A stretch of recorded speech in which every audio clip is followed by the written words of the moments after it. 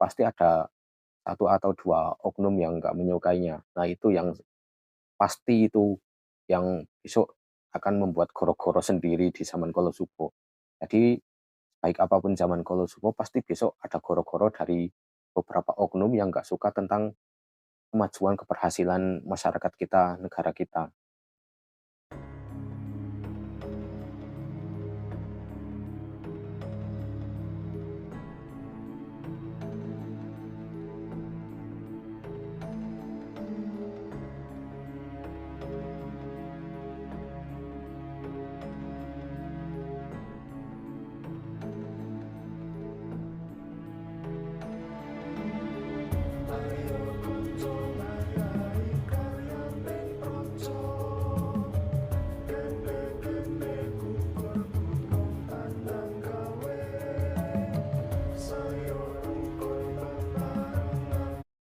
Ya, sebelumnya assalamualaikum warahmatullahi wabarakatuh. Salam rahayu untuk kita semua.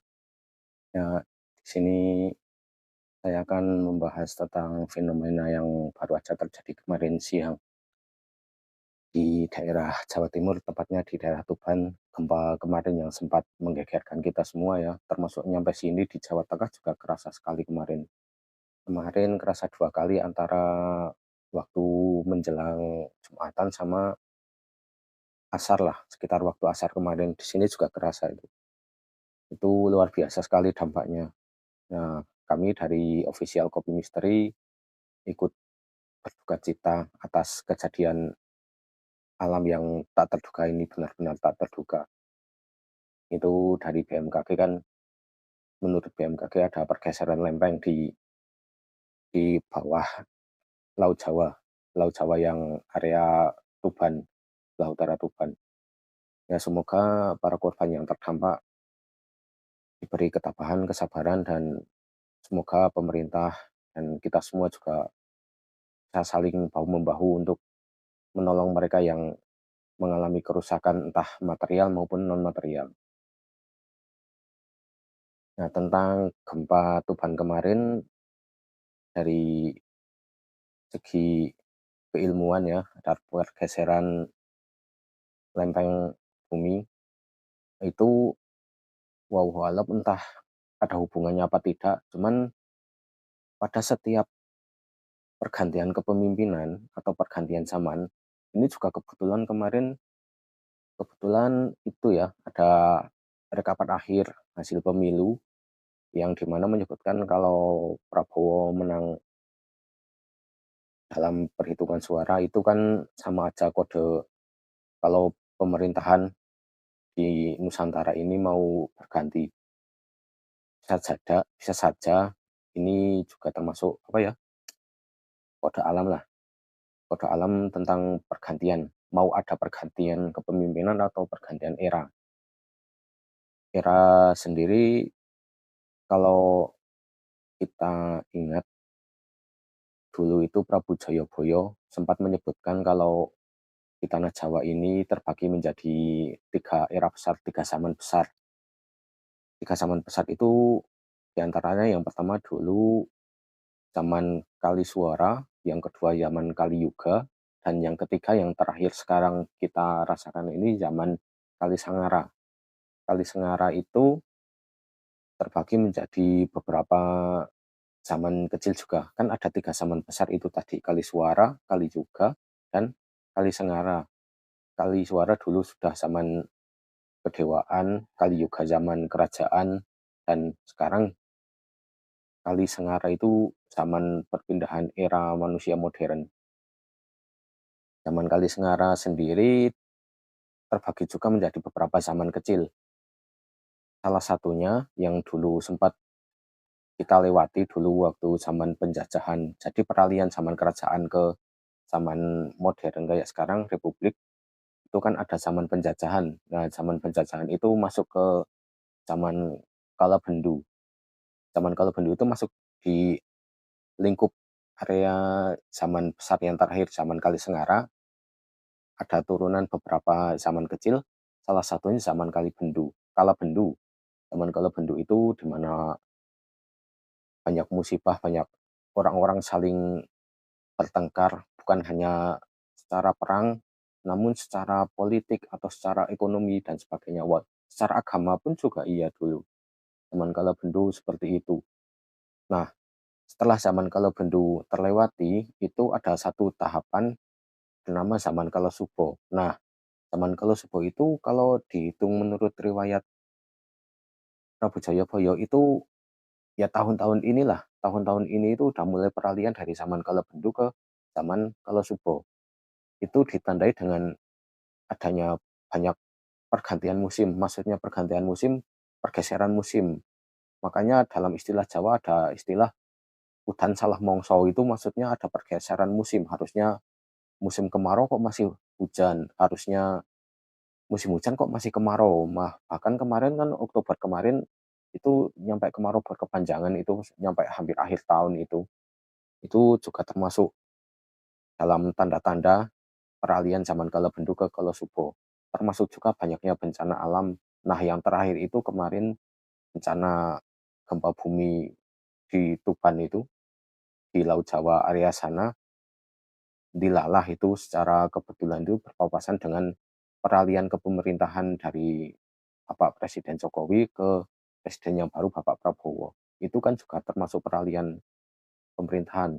Jadi jadi gini, di setiap zaman, di zaman apapun, setiap ada pergantian pemerintahan atau pergantian zaman, pergantian era, itu pasti ditandai dengan beberapa gejolak alam atau kejadian alam. Entah itu gunung meletus, atau gempa bumi, banjir, atau bencana lain, atau kode alam lain lah, itu pasti ada seperti itu. Jadi seolah-olah kemarin itu, di samping itu memang bencana alam, itu juga bisa juga dihubungkan dengan ramalan Prabu Jayabaya tentang kode alam mengenai mau adanya pergantian zaman dan pergantian pemerintahan. Jadi zaman Kala Subo itu ditandai dengan seperti itu, banyaknya bencana, banyaknya salah musim. Namun, jika kita bisa sabar, bisa ikhtiar, tawakal dalam melewati pergantian zaman ini dari Kala Bendu ke Kala Subo, insya Allah di zaman Kala Subo nanti yang berjalan sekitar 70 nyampe 100 tahun, ya kurang lebih seperti itu. Kita semua masyarakat Jawa, Nusantara, itu semoga insya Allah akan menjadi pribadi yang lebih baik, baik dalam hal ekonomi, dalam hal sosial, dalam hal budaya. Itu derajat kita akan semakin diperbaiki daripada dibanding zaman-zaman sebelum itu, sebelum zaman Kala Subo ini.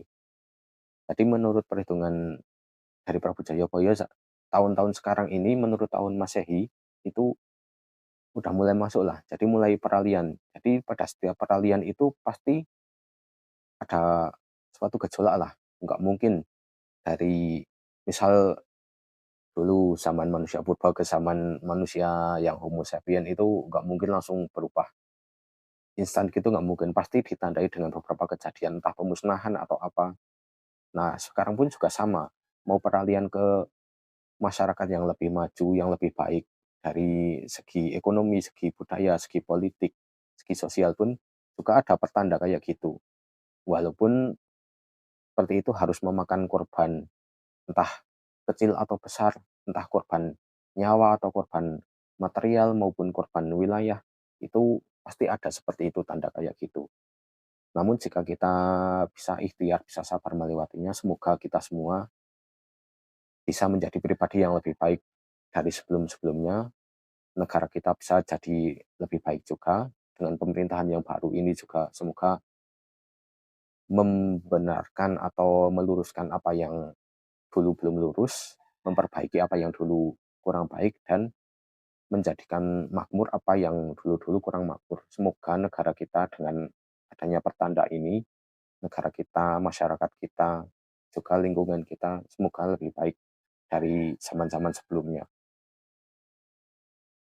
Nah, di zaman Kala Subo ini juga banyak hal-hal baik yang akan menaungi kita. Namun, dalam perjalanannya, dalam perjalanan hal-hal baik itu, pasti ada orang-orang yang kurang senang dengan keberhasilan negara kita, keberhasilan masyarakat kita dalam mengarungi perjalanan sehari-harinya.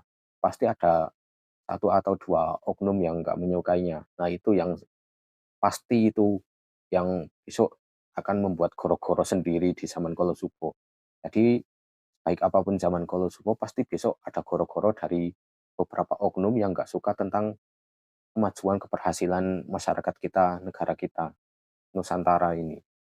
Pasti ada itu. Namun jika kita berhasil melewatinya juga, suatu saat kita akan masuk ke zaman baru lagi setelah zaman Kolosubo, namanya zaman Kolosumboko. Itu zaman keemasan Nusantara. Insya Allah besok semoga Gusti Allah mengabulkan doa kita semua dan doa leluhur kita semua bahwa Nusantara ini besok sempat akan sempat melewati zaman Kolosumboko, di mana zaman itu negara kita benar-benar makmur tanpa adanya konflik, tanpa adanya pertikaian, tanpa adanya jenjang sosial.